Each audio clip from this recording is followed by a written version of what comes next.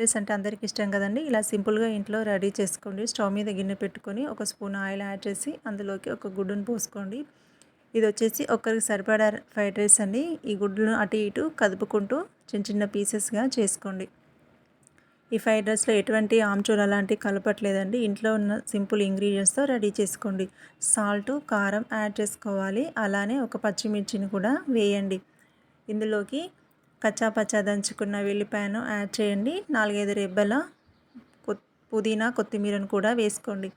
అలానే green chilli sauce, red chilli సాసును add చేసుకోండి. 2-3 డ్రాప్స్ మాత్రమే. అలానే టమాటా సాస్ని ఒక 2-3 డ్రాప్స్ యాడ్ చేసుకోండి. ఎక్కువ యాడ్ చేసుకుంటే టేస్ట్ అనేది బాగోదు. ముందుగా రెడీ చేసుకున్న అన్నాన్ని ఇందులో యాడ్ చేసుకొని అటు ఇటు కలుపుకోవాలి. రైస్ అనేది కొంచెం పొడి పొడిగా ఉంటేనే టేస్ట్ బాగుంటుంది. అలానే ధనియా పౌడర్ని యాడ్ చేసుకోండి.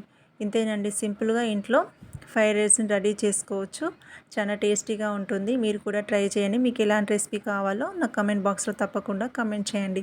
దించుకున్న తర్వాత లెమన్ని యాడ్ చేసుకొని ఆనియన్స్తో సర్వ్ చేసుకుంటే చాలా టేస్టీగా ఉంటుంది. ప్లీజ్ కమెంట్ చేయండి, షేర్ చేయండి, లైక్ చేయండి, సబ్స్క్రైబ్ చేయండి.